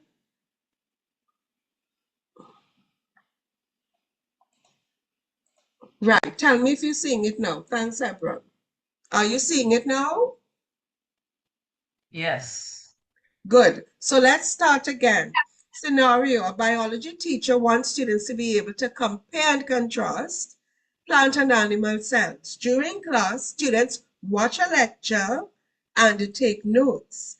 The final exam consists of multiple choice questions asking students to label parts of a cell diagram. Is this aligned?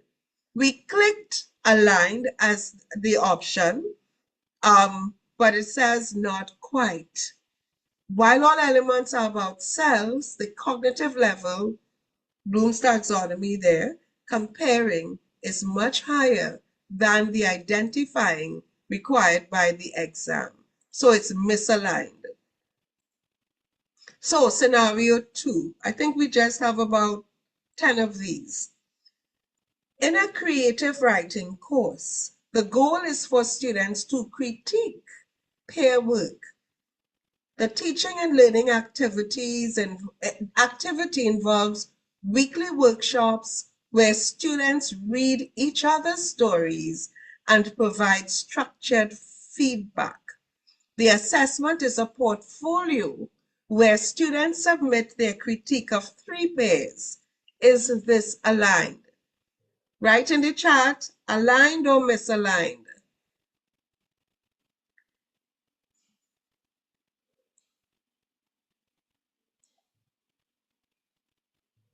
Let's see what you have. Ooh, aligned, aligned, aligned. Let's click and see. That's right. Yay! The teaching activity directly prepares students for the specific task required in the assessment. Next one. Scenario 3. A math teacher wants students to apply calculus to solve real-world physics problems. In class, students practice solving abstract equations on the board. The assessment is a project where they must calculate the trajectory of a rocket. Is this aligned? Tick tock, tick tock.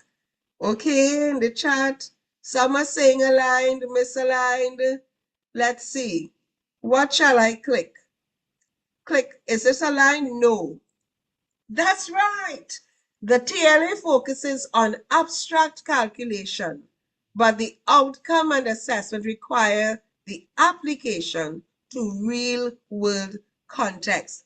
You are brilliant. Let's move on. Scenario 4. The goal of a public speaking module is to deliver a persuasive speech.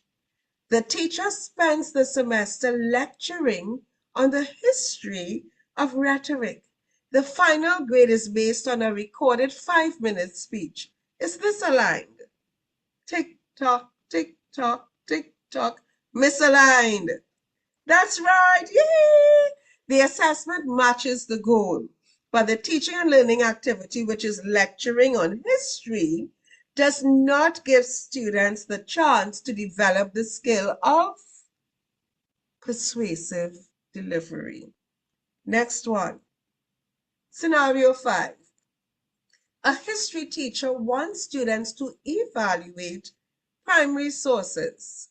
In class, students work in groups to identify biases in 18th century letters.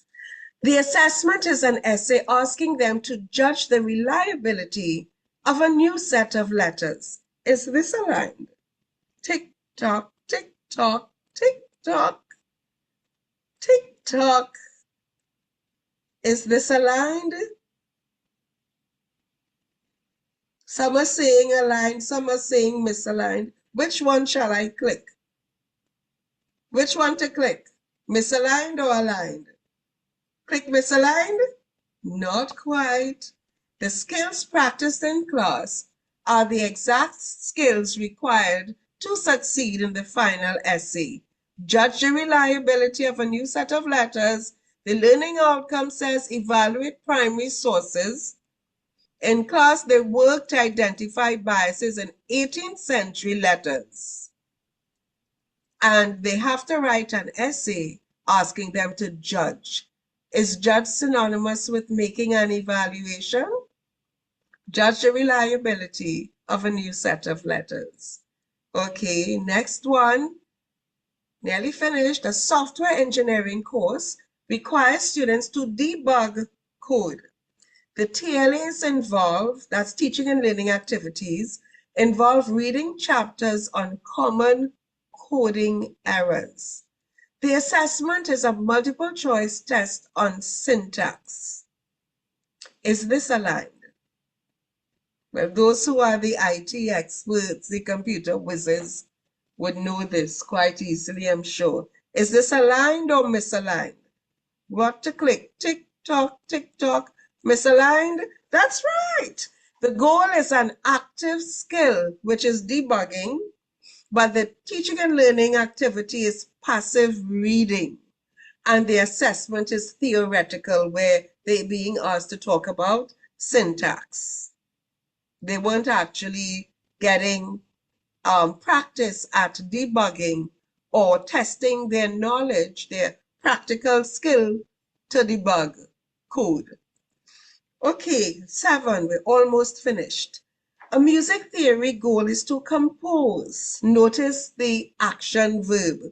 Compose a short melody. Class time is spent analyzing famous melodies. The final project is to write an original 8-bar melody. Is this aligned?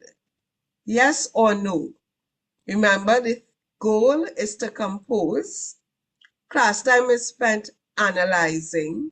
Final project, write an original. Aligned or misaligned?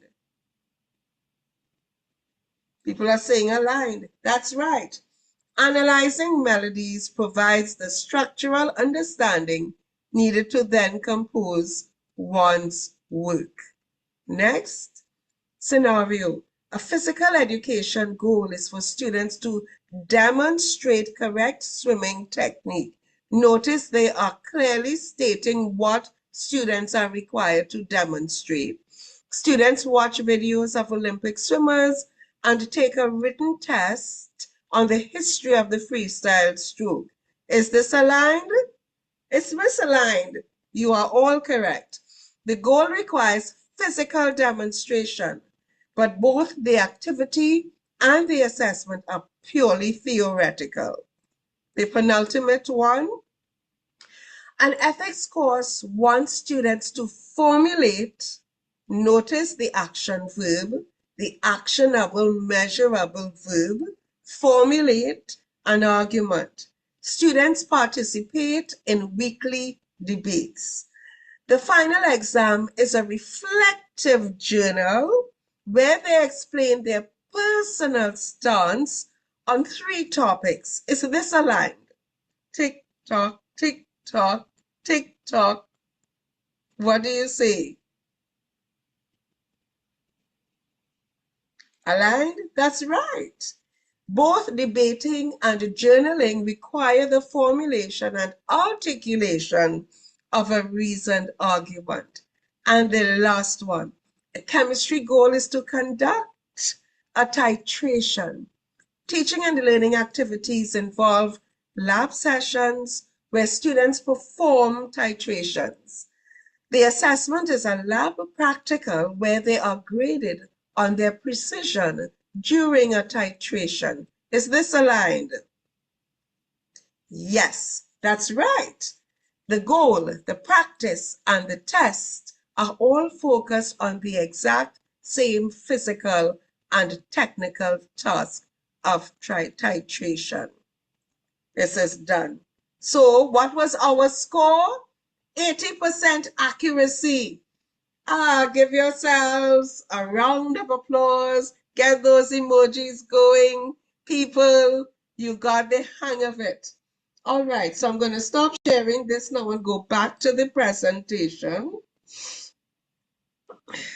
You did well. You did really well. You did really well. All right, right, good. So let's move along. Are you seeing? No, Not yet. not yet. Not yet. Tell me if you're seeing now.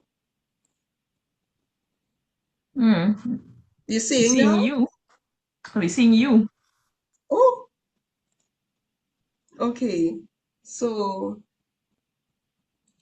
right. Good. I know you like watching me, but I prefer you to watch the slides. We're seeing these slides now. Thanks for laughing at that corny joke. All right, good. So we're moving on. You're seeing the screen now, my presentation. No, I'm seeing me. What are you seeing? No, Yes, we're we're seeing seeing. pause, reflect, choose a course you teach. Oh, all right. Okay. I think somebody spotlighted me or I spotlighted myself accidentally. I don't know. I'm not a tech whiz and settle. Leave that for Dr. Hill and Mark and Javid and Dr. Marcel. But I'm trying. I'm learning. Okay, let's move along. So pause and reflect for a minute. Let's see how much time we have remaining.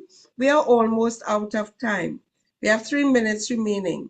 Do you want to end here or we just have a few more slides to end, which will take us a little beyond 12 noon. I can only do so with your permission. So what would you like to do? We can end here, or I can take you to the end, which is not far off. Go to the end? Okay, thank you. I love you all. Thank you. You're very kind.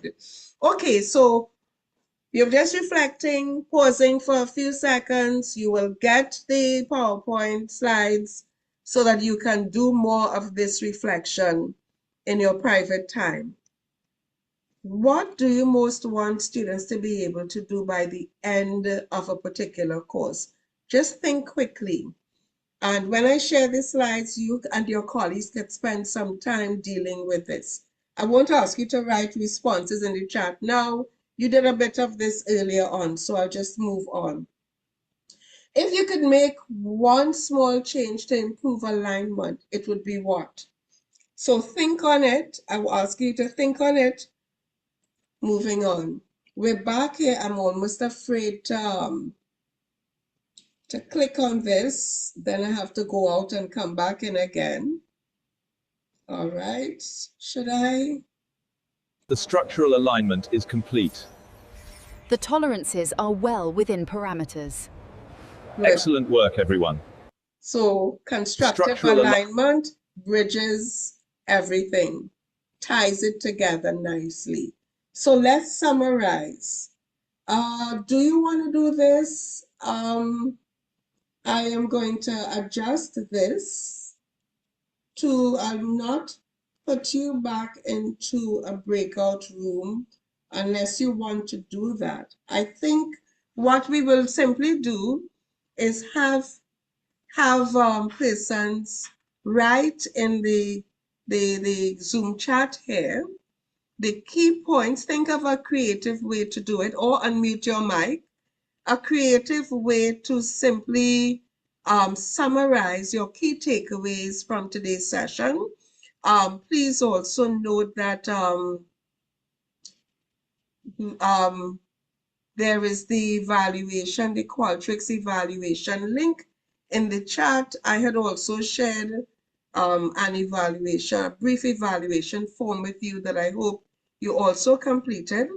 So unmute your mic and in a creative way, I would like you to, if you can, be creative, be culturally relevant. You can use a cultural art form. This is carnival season. This is calypso season. If you can extempo the main points you got from today's session. If you can write a 4-line poem, you could do that. If you want to tell us in local parlance what it was all about today and how you experienced the session, let's unmute our mics and do that now. If you want to put it in the chat, Ambika, thanks for joining. Stay in touch. You can do that. So give you a couple seconds to think. Anyone want to unmute his or her mic? Or write something in the chat.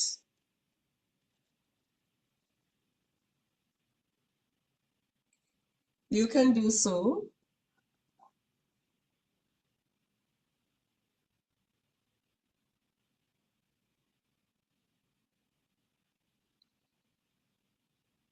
Go right ahead.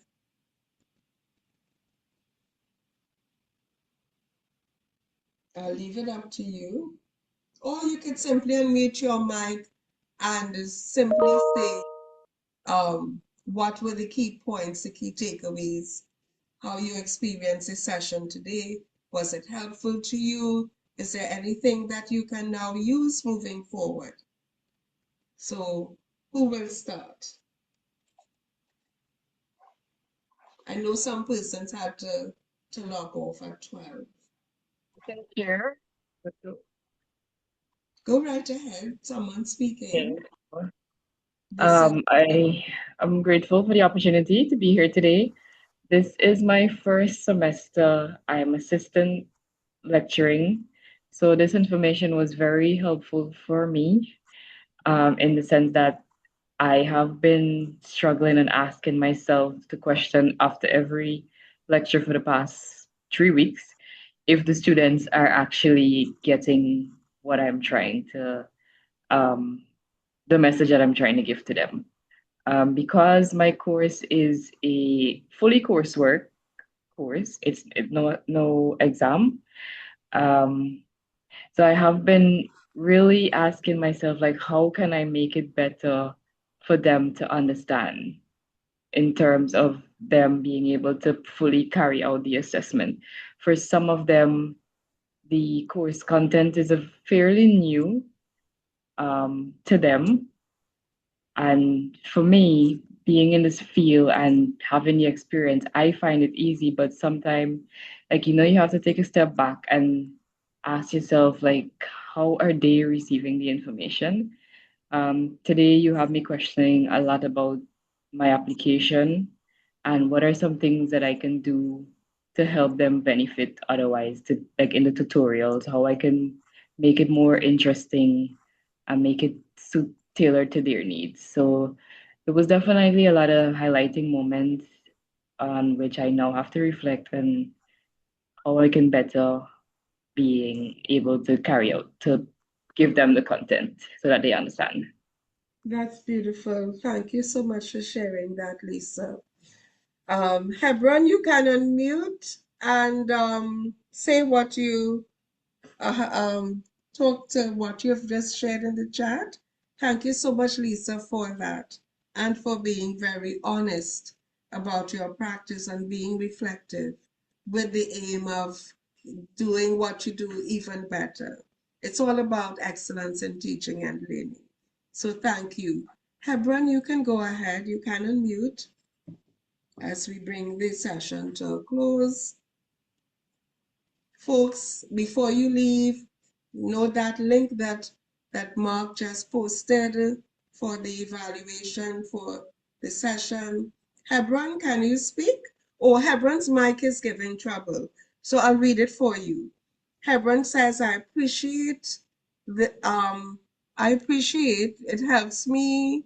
I appreciate this webinar, this course. It helps me to see where I was lacking and not completing the whole holistic process of learning and how to give learners the full experience so they can benefit. Thank you for sharing that. Could we have one more person, please? Or if you don't want to unmute, you could put your comment in the chat or in the evaluation form. One more person. Thanks. There's the form again being shared, the evaluation form. Simone, you want to unmute?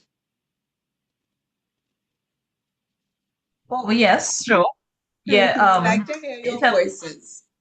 okay, yes. yeah, it kind of helps me holistically because I have felt for a while. I mean, 'cause I lectured at Costat, I should say that was Costat, and other institutions as well as UE, and I'm seeing the difference between them and UE.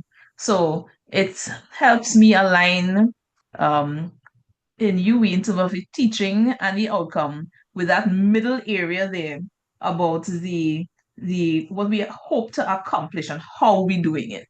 So I really enjoyed the session today. I really, really enjoyed the session today. And I just put it in the chat. I use AI again to help me with the final limerick, so I'll share it in the chat.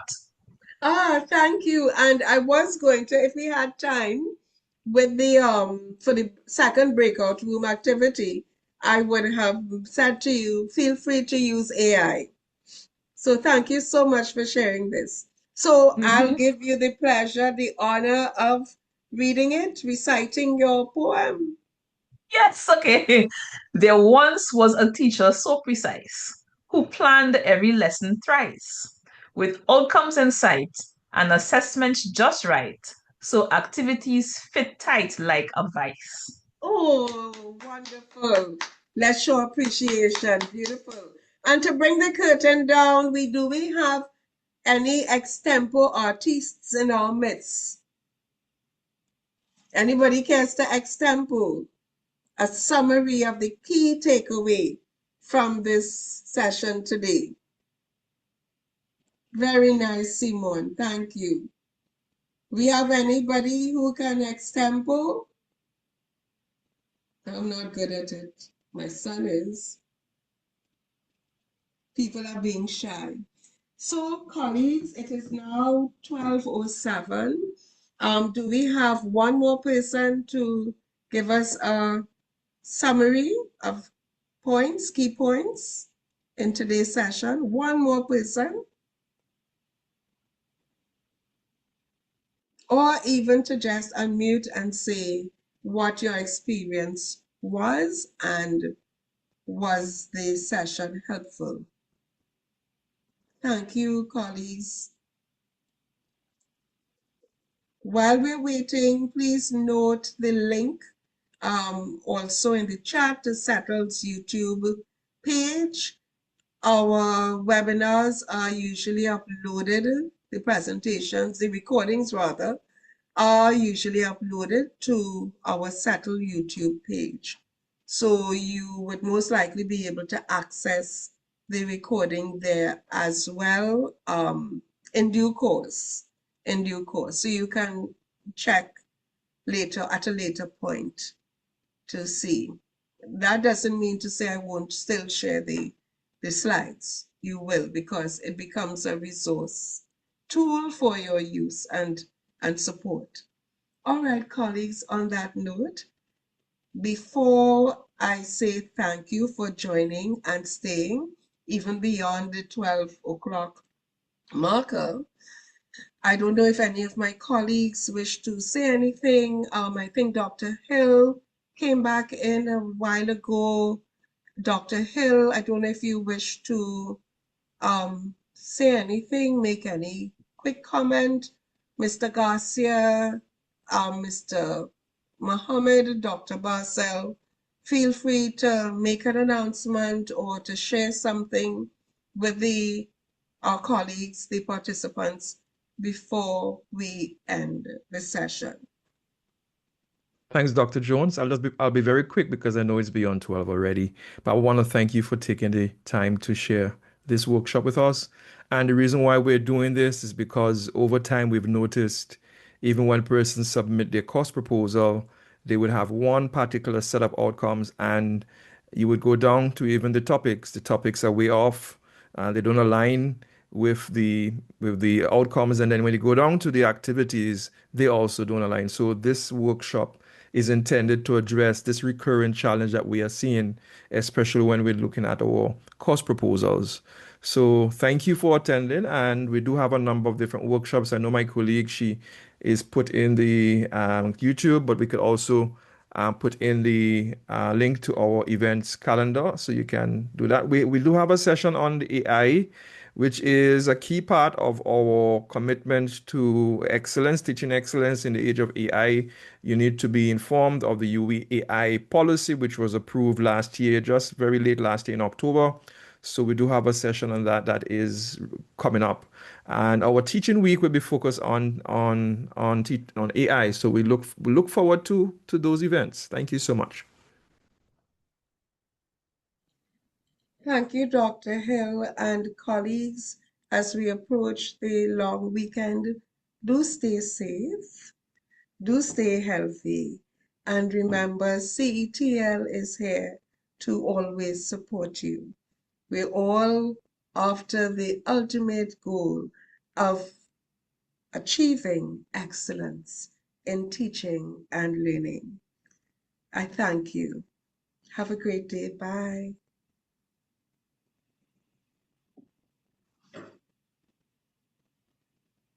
As before you leave, check out the links in the chat, Settles registration portal as well.